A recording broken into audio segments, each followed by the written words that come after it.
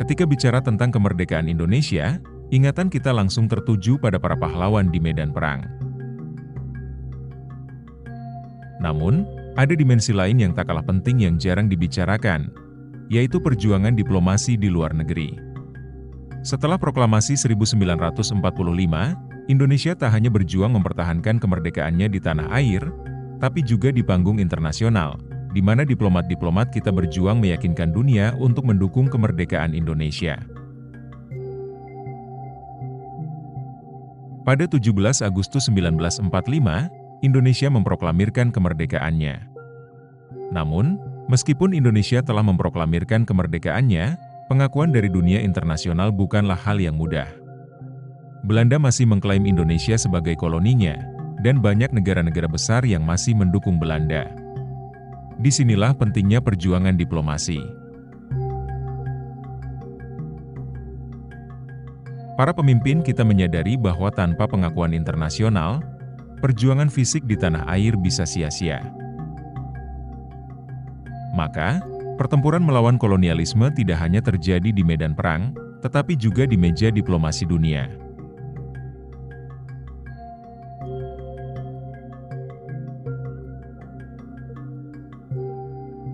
Sultan Syahrir, seorang pemimpin muda yang dikenal sebagai pemikir besar dengan pandangan yang visioner, menyadari bahwa perjuangan fisik saja tidak cukup untuk mengusir Belanda sepenuhnya.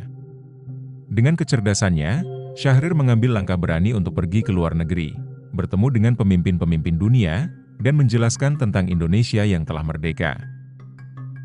Syahrir yakin bahwa pengakuan internasional adalah kunci untuk melegitimasi kemerdekaan Indonesia di mata dunia. Dalam perjalanan diplomatiknya, Syahrir menghadapi tantangan besar. Banyak negara Eropa meragukan bahwa Indonesia mampu berdiri sendiri. Tapi Syahrir tidak gentar. Dengan argumen yang kuat dan pandangan yang luas, ia memaparkan kepada para pemimpin dunia bahwa rakyat Indonesia telah berjuang keras dan siap untuk mempertahankan kemerdekaannya. Lewat dialog-dialog ini, Syahrir berhasil meyakinkan beberapa negara Eropa untuk mendukung perjuangan Indonesia. Dengan tekadnya untuk memperoleh pengakuan dunia atas kemerdekaan Indonesia, usaha Syahrir membuahkan hasil. Negara-negara yang awalnya ragu perlahan berubah sikap. Inggris, Perancis, dan negara-negara lain mulai mempertimbangkan posisi Indonesia sebagai negara merdeka. Syahrir berhasil membawa suara rakyat Indonesia ke panggung internasional dan membuka jalan bagi dukungan-dukungan penting di masa depan. Sementara itu, ada tokoh diplomat lain yang tak kalah penting, yaitu Agus Salim.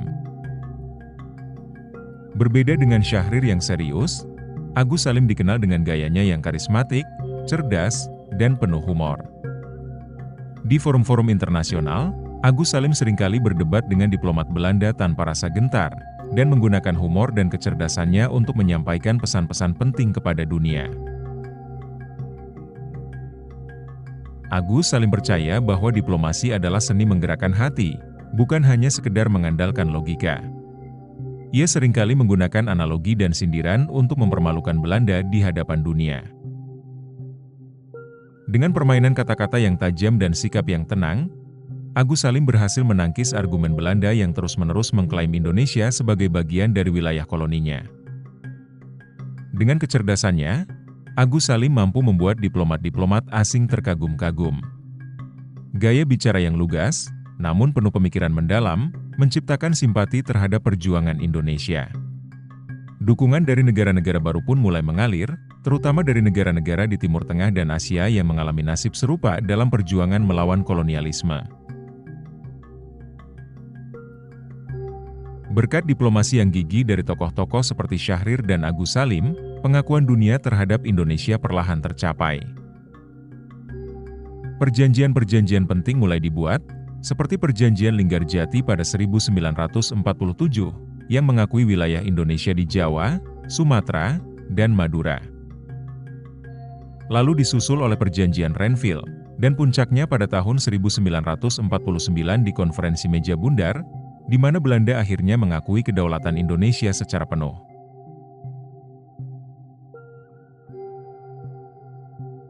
Usaha para diplomat ini merupakan perjalanan panjang penuh tantangan.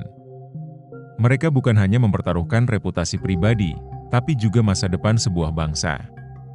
Lewat kecerdasan, keberanian, dan strategi yang matang, mereka membuktikan bahwa kemerdekaan bukan hanya milik yang berjuang dengan senjata, tapi juga mereka yang bertempur dengan kecerdasan di panggung diplomasi dunia. Sejarah Indonesia penuh dengan tokoh yang berjuang dalam diam, yang tidak terlihat di medan perang, tetapi memainkan peran penting untuk kedaulatan bangsa. Namun tentu saja, perjuangan diplomasi Indonesia untuk meraih pengakuan kemerdekaan tidak bisa dipisahkan dari perjuangan di medan tempur, begitu pula sebaliknya. Saat para diplomat seperti Sultan Syahrir dan Agus Salim berupaya memenangkan hati dan dukungan dari dunia internasional, para pejuang di tanah air mengorbankan jiwa dan raga demi mempertahankan kedaulatan bangsa.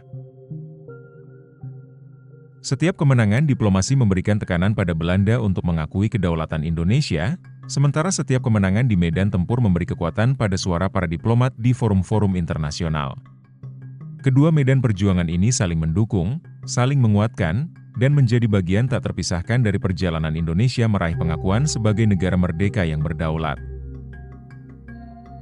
Sultan Syahrir, Agus Salim, dan diplomat-diplomat Indonesia lainnya adalah pahlawan yang membawa suara kemerdekaan Indonesia ke seluruh dunia. Perjuangan mereka membuktikan bahwa kata-kata yang penuh kecerdasan dan diplomasi yang cerdas bisa menjadi senjata yang tak kalah kuat dari peluru dan senjata.